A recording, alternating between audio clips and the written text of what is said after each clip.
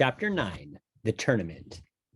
They were always having grand tournaments there at Camelot, and very stirring and picturesque and ridiculous human bullfights they were too, but just a little wearisome to the practical mind.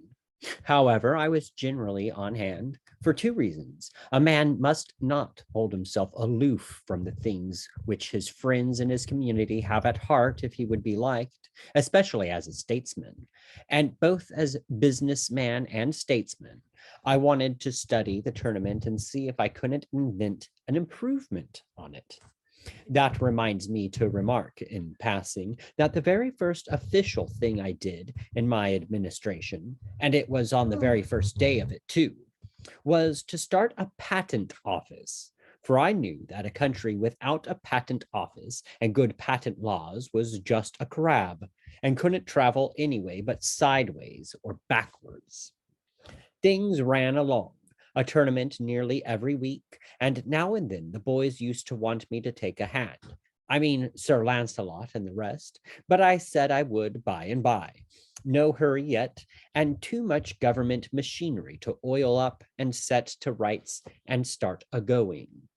We had one tournament which was continued from day to day during more than a week, and as many as 500 knights took part in it from first to last. They were weeks gathering. They came on horseback from everywhere, from the very ends of the country, and even from beyond the sea. And many brought ladies, and all brought squires, and troops of servants. It was a most gaudy and gorgeous crowd, as to costumery, and very characteristic of the country and the time, in the way of high animal spirits, innocent indecencies of language, and happy-hearted indifference to morals. It was fight or look on all day and every day, and sing, gamble, dance, carouse, half the night every night. They had a most noble good time. You never saw such people. Those banks of beautiful ladies, shining in their barbaric splendors, would see a knight sprawl from his horse in the lists with the lance shaft the thickness of your ankle clean through him, and the blood spouting. And instead of fainting, they would clap their hands and crowd each other for a better view.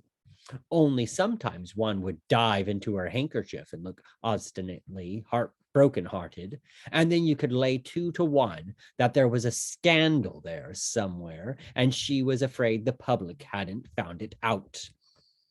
The noise at night would have been annoying to me ordinarily, but I didn't mind it in the present circumstances, because it kept me from hearing the quacks and detaching legs and arms from the day's cripples.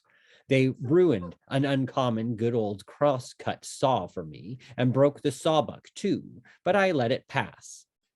And as for my axe, well, I made up my mind that the next time I lent an axe to a surgeon, I would pick my century. I not only watched this tournament from day to day, but detailed an intelligent priest from my Department of Public Morals and Agriculture and ordered him to report it, for it was my purpose by and by, when I should have gotten the people along far enough, to start a newspaper. The first thing you want in a new country is a patent office, then work up your school system, and after that, out with your paper. A newspaper has its faults and plenty of them, but no matter, it's hark from the tomb for a dead nation, and don't you forget it. You can't resurrect a dead nation without it. There isn't any way. So I wanted to sample things and be finding out what sort of reporter material I might be able to rake together out of the 6th century when I should come to need it. Well, the priest did very well considering. He got in all the details, and that is a good thing in a local item. You see, he had kept books for the undertaker department of his church when he was younger, and there, you know, the money's in the details. The more details, the more swag. Bearers, mutes, candles, prayers, everything counts. And if the bereaved don't buy prayers enough, you mark up your candles with a forked pencil, and your bill shows up all right. And he had a good knack at getting in the complimentary thing here and there about a knight that was likely to advertise. No, I mean a knight that had influence. And he also had a neat gift of exaggeration, for in his time he had kept door for a pious hermit who lived in a sty and worked miracles. Of course, this novice's report lacked whoop and crash and lurid description, and therefore wanted the true ring. But its antique wording was quaint and sweet and simple, and full of fragrances and flavors of the time. And these little merits made up in a measure for its more important lacks. Here is an extract from it.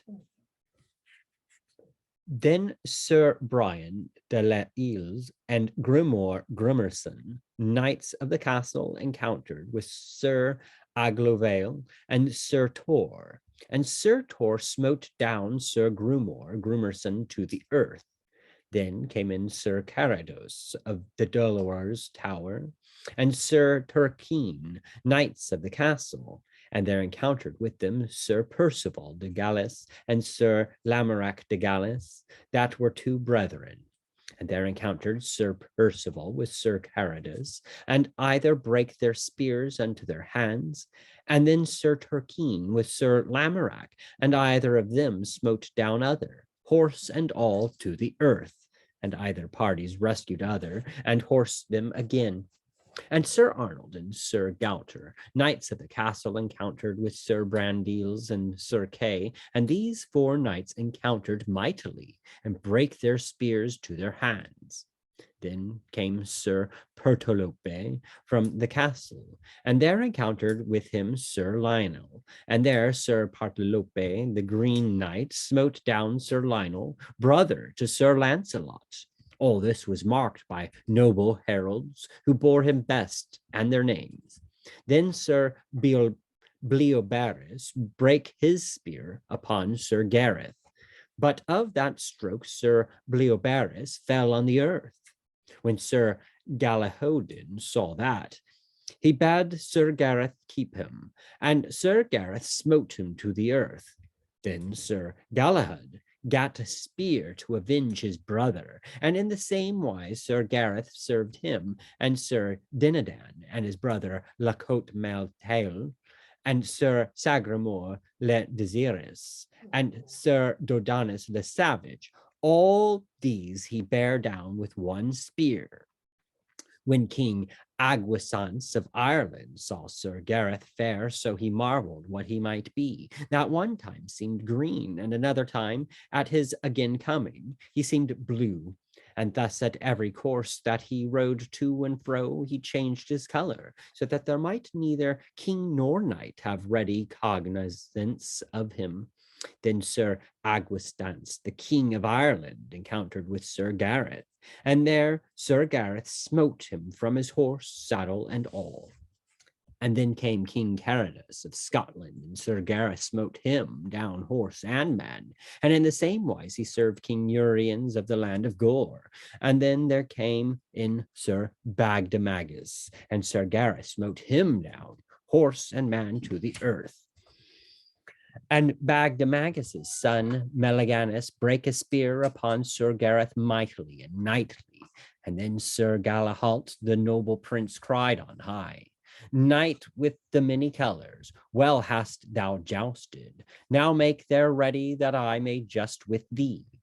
Sir Gareth heard him, and he gat a great spear, and so they encountered together, and there the prince brake his spear, but Sir Gareth smote him upon the left side of the helm, that he reeled here and there, and he had fallen down, had not his men recovered him. Truly, said King Arthur, that knight with the many colors is a good knight. Wherefore the king called unto him Sir Lancelot, and prayed him to encounter with that knight.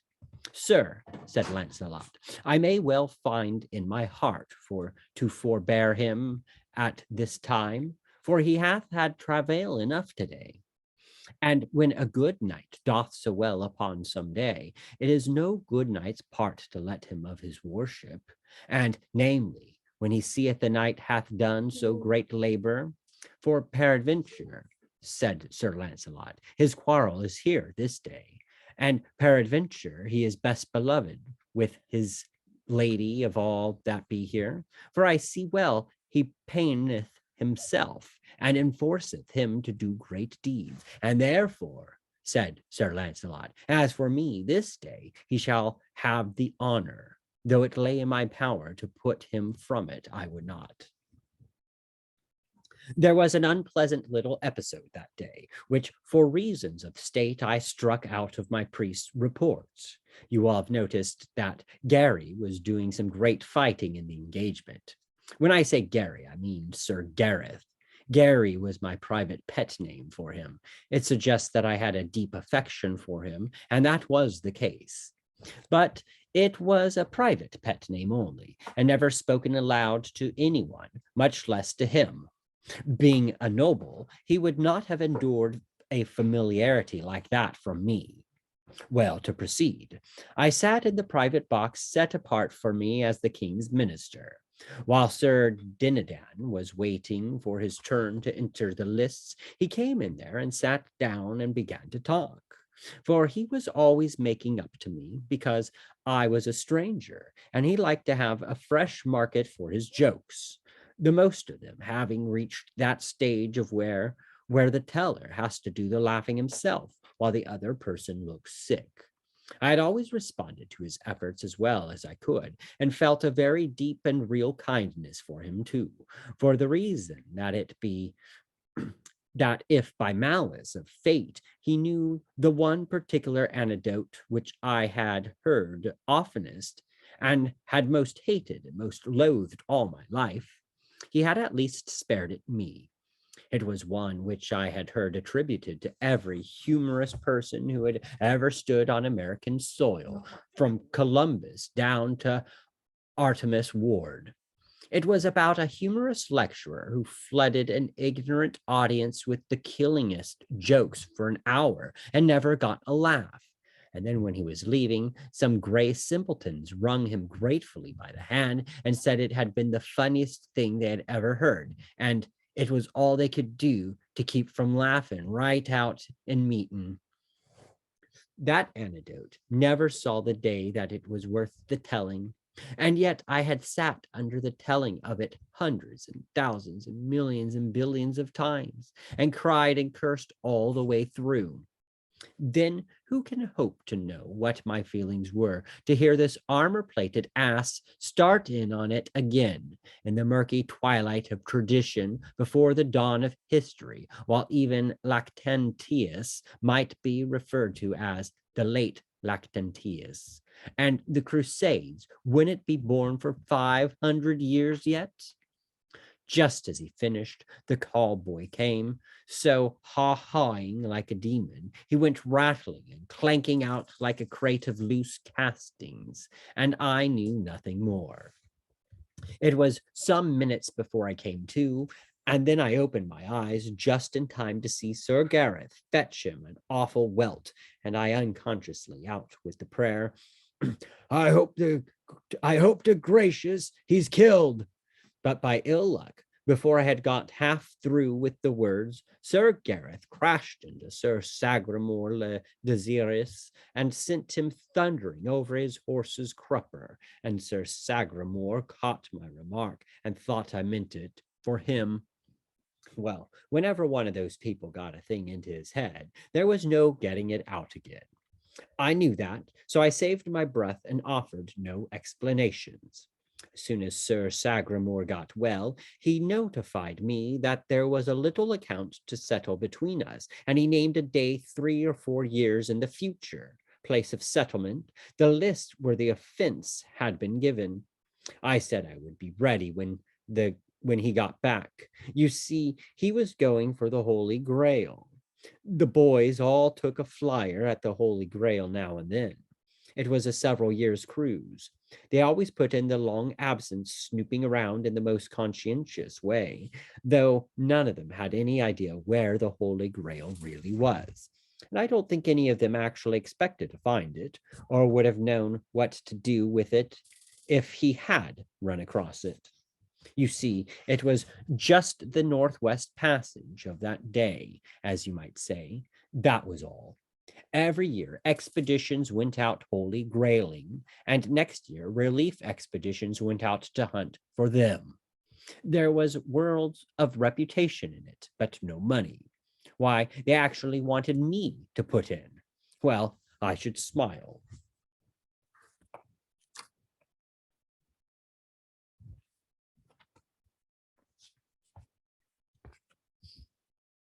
Chapter 10, Beginnings of Civilization.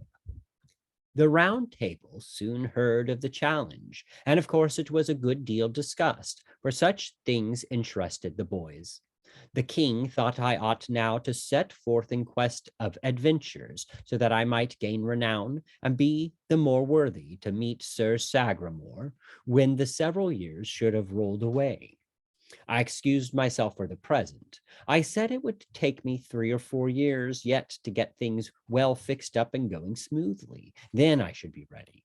All the chances were that at the end of that time, Sir Sagramore would still be out grailing, so no valuable time would be lost by the postponement.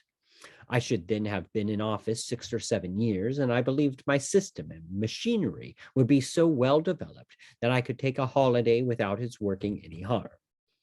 I was pretty well satisfied with what I had already accomplished. In various quiet nooks and corners, I had the beginnings of all sorts of industries underway. Nuclei of future vast factories, the iron and steel missionaries of my future civilization. In these were gathered together the brightest young minds I could find, and I kept agents out raking the country for more all the time. I was training a crowd of ignorant folk into experts, experts in every sort of handiwork and scientific calling. These nurseries of mine went smoothly and privately along, undisturbed in their obscure country retreats, for nobody was allowed to come into their precincts without a special permit, for I was afraid of the church. I had started a teacher factory and a lot of Sunday schools the first thing. As a result, I now had an admirable system of graded schools in full blast in those places, and also a complete variety of Protestant congregations, all in a prosperous and growing condition. Everybody could be any kind of a Christian he wanted to. There was perfect freedom in that matter, but I confined public religious teaching to the churches and the Sunday schools, permitting nothing of it in my other educational buildings. I could have given my own seat the preference and made everybody a Presbyterian without any trouble, but that would have been to affront a law of human nature. Spiritual wants and instincts are as various in the human family as are physical appetites, complexions, and features, and a man is only at his best morally when he is equipped with the religious garment whose color and shape and size most nicely accommodate themselves to the spiritual complexion, angularities, and stature of the individual who wears it. And besides, I was afraid of a united church. It makes a mighty power, the mightiest conceivable. And then when it by and by gets into selfish hands, as it is always bound to do, it means death to human liberty and paralysis to human thoughts. All mines were royal property, and there were a good many of them. They had formerly been worked as savages, always work mines, holes grubbed in the earth, and the mineral brought up in sacks of hide by hand at the rate of a ton a day. But I had begun to put the mining on a scientific basis as early as I could. Yes, I had made pretty handsome progress when Sir Sagramore's challenge struck me. 4 years rolled by, and then, well, you would never imagine it in the world. Unlimited power is the ideal thing when it is in safe hands. The despotism of heaven is the one absolutely perfect government. An earthly despotism would be the absolutely perfect earthly government if the conditions were the same, namely, the despot, the perfectest individual of the human race, and his lease of life perpetual. But as a perishable, perfect man must die and leave his despotism in the hands of an imperfect successor, An earthly despotism is not merely a bad form of government, it is the worst form that is possible. My works showed what a despot could do with the resources of a kingdom at his command. Unsuspected by this dark land, I had the civilization of the 19th century booming under its very nose. It was fenced away from the public view, but there it was, a gigantic and unassailable fact, and to be heard from yet if I lived and had luck. There it was, as sure a fact and as substantial a fact as any serene volcano, standing innocent with its smokeless summit in the blue sky and giving no sign of the rising hell in its bowels. My schools and churches were children 4 years before. They were grown up now. My little shops of that day were vast factories now. Where I had a dozen trained men then, I had 1,000 now. Where I had one brilliant expert then, I had 50 now. I stood with my finger on the button, so to speak, ready to press it and flood the midnight world with intolerable light at any moment. But I was not going to do the thing in that sudden way. It was not my policy. The people could not have stood it, and moreover, I should have had the established Roman Catholic Church on my back in a minute. No, I had been going cautiously all the while. I had had confidential agents trickling through the country some time, whose office was to undermine knighthood by imperceptible degrees, and to gnaw a little at this and that and the other superstition, and so prepare the way gradually for a better order of things.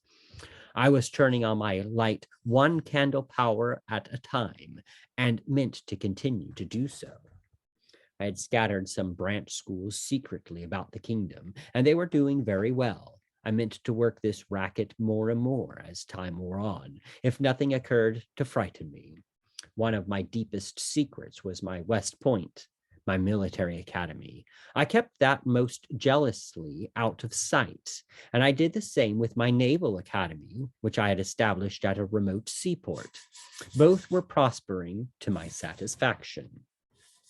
Clarence was 22 now and was my head executive, my right hand. He was a darling. He was equal to anything. There wasn't anything he couldn't turn his hand to. Of late, I had been training him for journalism, for the time seemed about right for a start in the newspaper line. Nothing big, but just a small weekly for experimental circulation in my civilization nurseries. He took to it like a duck. There was an editor concealed in him, sure. Already he had doubled himself in one way. He talked 6th century and wrote 19th. His journalistic style was climbing steadily. It was already up to the back settlement Alabama mark, and couldn't be told from the editorial output of that region either by matter or flavor. We had another large departure on hand too. This was a telegraph and a telephone, our first venture in this line. These wires were for private service only as yet, and must be kept private until a riper day should come. We had a gang of men on the road working mainly by night. They were stringing ground wires. We were afraid to put up poles, for they would attract too much inquiry. Ground wires were good enough in both instances, for my wires were protected by an insulation of my own invention, which was perfect. My men had orders to strike across country, avoiding roads, and establishing connections with any considerable towns whose lights betrayed their presence, and leaving experts in charge. Nobody could tell you how to find any place in the kingdom, for nobody ever went intentionally to any place, but only struck it by accident in his wanderings, and then generally left it without thinking to inquire what its name was. At one time and another, we had sent out topographical expeditions to survey and map the kingdom, but the priests had always interfered and raised trouble. So we had given the thing up. For the present, it would be poor wisdom to antagonize the church. As for the general condition of the country, it was as it had been when I arrived in it. To all intents and purposes, I had made changes, but they were necessarily slight, and they were not noticeable. Thus far, I had not even meddled with taxation outside of the taxes which provided the royal revenues. I had systemized those and put the services on an effective and righteous basis. As a result, these revenues were already quadrupled, and yet the burden was so much more equitably distributed than before that all the kingdom felt a sense of relief, and the praises of my administration were hearty and general. Personally, I struck an interruption now, but I did not mind it. It could not have happened at a better time. Earlier, it could have annoyed me, but now everything was in good hands and swimming right along. The king had reminded me several times of late that the postponement I had asked for 4 years before had about run out now. It was a hint that I ought to be starting out to seek adventures and get up a reputation of a size to make me worthy of the honor of breaking a lance with Sir Sagramore, who was still out grailing, but was being hunted for by various relief expeditions and might be found any year now. So you see, I was expecting this interruption. It did not take me by surprise.